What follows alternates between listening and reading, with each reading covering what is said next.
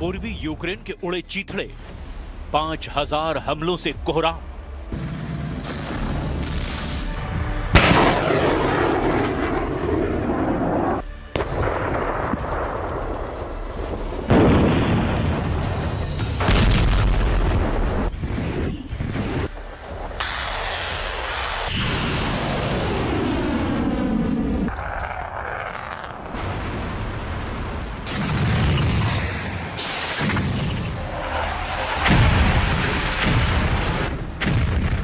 Putin ने पिछले 21 दिन में दिखा दिया कि वो यूक्रेन में जब तक अपना टारगेट पूरा नहीं कर लेंगे तब तक वो यूक्रेन पर तूफानी हमले करते रहेंगे। इस वक्त रूसी सेना पूर्वी और उत्तर पूर्वी यूक्रेन में भीषण हमले कर रही है। हैरानी की बात तो ये है कि रूस ने सिर्फ 24 घंटे के अंदर ही यूक्रेन पर 500 से ज्यादा हवाई हमले किए हैं, जिसने पूर्वी यूक्रेन के चीथड़े उड़ाकर रख दिए हैं।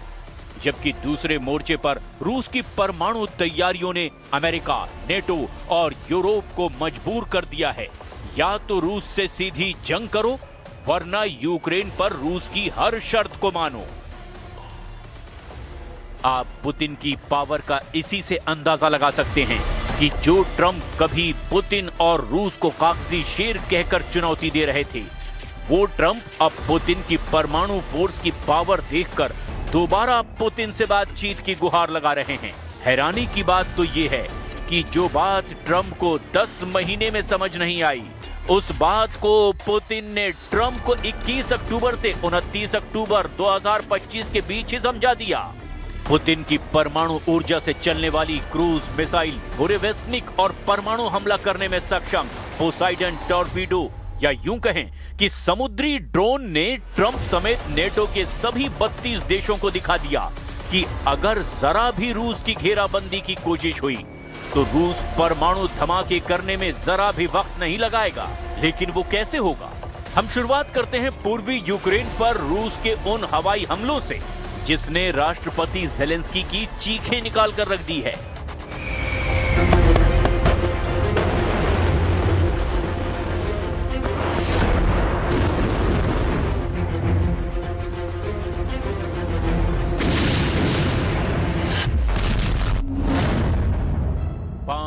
हवाई हमलों से थर्राया यूक्रेन, ज़ेलेंस्की ने मांगी टॉमहॉक।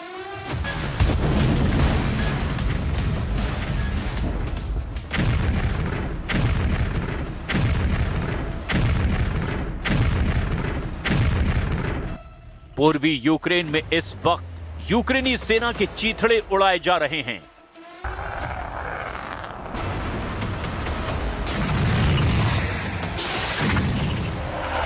लगभग 21 महीने से पूर्वी यूक्रेन के पोक्रोवस्क में और कुपियांस्क शहरों पर रूसी सेना कब्जा करने की कोशिश में जुटी है।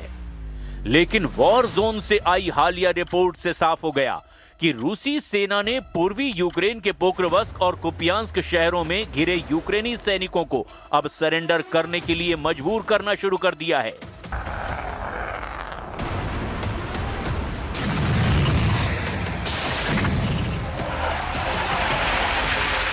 अभी तक जो आंकड़े सामने आए हैं उसके मुताबिक रूसी सेना ने लगभग 11,000 यूक्रेनी सैनिकों को पोक्रोवस्क और कुपियांस्क के चारों तरफ से घेर लिया है।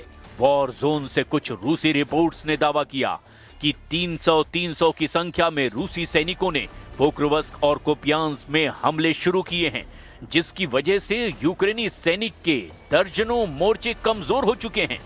हालांकि यूक्रेनी सेना ने रूसी घेरा तोड़ने के लिए एक स्पेशल लड़ाकू हेलीकॉप्टर से यूक्रेनी सेना के 11 स्पेशल कमांडो को भेजा था, लेकिन आखिरी वक्त में रूस की खुफिया इनपुट के आधार पर यूक्रेन के 11 स्पेशल कमांडो को रूसी सेना ने ड्रोन हमले में मार डाला।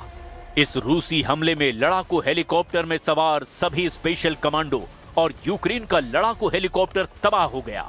वॉर एक्सपर्ट्स का दावा है कि रूस इस वक्त पोक्रोवस्क में यूक्रेनी सेना को धीमी मौत मार रहा है। खबर तो यह भी है कि रूसी सेना ने सर्दियों को ही यूक्रेन के खिलाफ हथियार बनाना शुरू कर दिया है। घने कोहरे की आड़ में रूसी सेना दनादन यूक्रेनी सेना पर हमले कर रही है। हम आपको ये भी बता दें कि पिछले 24 घंटे में रूसी सेना ने पोक्रोवस्क और कुपियांस्क पर और दबाव बनाने के लिए पूरे यूक्रेन पर जबरदस्त हवाई हमले किए हैं।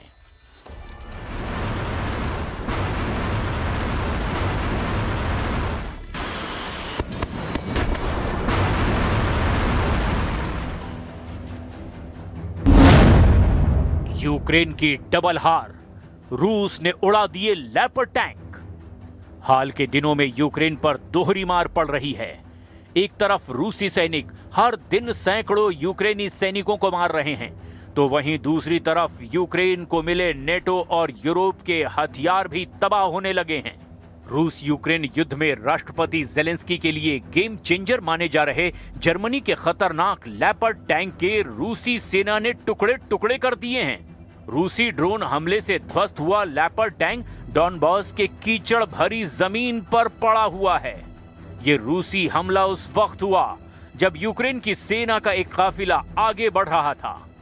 राष्ट्रपति जेलेंस्की की game changer machine German leopard 2A6 tank अपनी चमकदार तोपों के साथ रूस पर हमला कर रही थी, लेकिन रूस ने अपने ड्रोन हमले से लेपर्ड टैंक के चीथड़े उड़ा दिए। यूक्रेन को जर्मनी से मिले लेपर्ड टैंक रूसी निशाने पर पूरी तरह से आ चुके हैं। हम आपको लेपर्ड टैंक में बैठे यूक्रेनी कमांडर और उसके टैंक की तबाही की वो रिपोर्ट बता रहे हैं जो साबित करती है कि रूसी सेना के सामने जर्मनी के टैंक फुस साबित हो रहे हैं। यूक्रेन की राजधानी कीव के रहने वाले 28 साल के कैप्टन अलेक्जेंडर लेपर्ड टैंक के कैबिन में बैठा था। वह अपने रेडियो पर साथियों से बोला कि मैंने अपने लेपर्ड टैंक से रूसियों को पीछे धकेल दिया है। भारी कवच, 120 mm तोप और 70 किलोमीटर प्रति घंटा की रफ्तार से टैंक रूसी सेना पर हमला कर रहा था।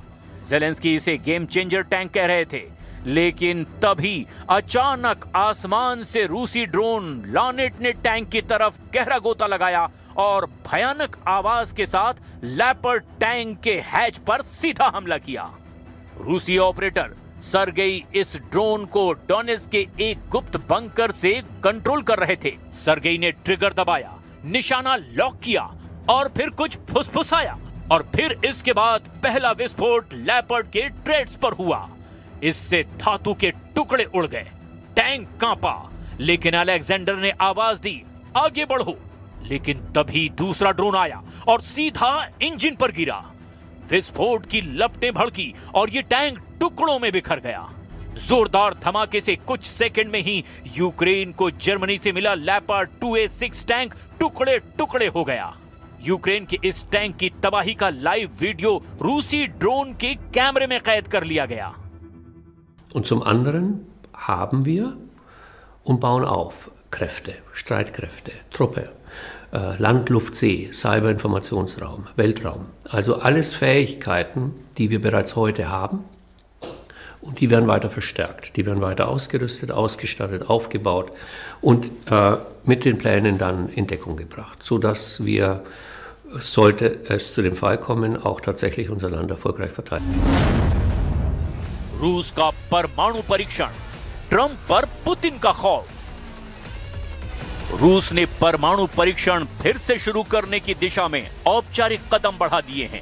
रूस के विदेश मंत्री सर्गेई लावरोव ने 8 नवंबर को बताया कि राष्ट्रपति व्लादिमीर पुतिन के निर्देशों के तहत परमाणु परीक्षण की संभावना पर काम शुरू हो गया है।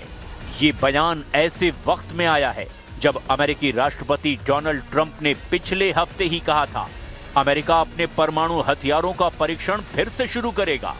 लावरोव ने बताया कि 5 नवंबर को राष्ट्रपति पुतिन ने रूस की सुरक्षा परिषद की बैठक में विदेश मंत्रालय, रक्षा मंत्रालय, खुफिया एजेंसियों और नागरिक विभागों को यह निर्देश दिया था कि अगर अमेरिका व्यापक परमाणु परीक्षण प्रतिबंध संधि से पीछे हटता है तो रूस भी परमाणु परीक्षण की तैयारी करे।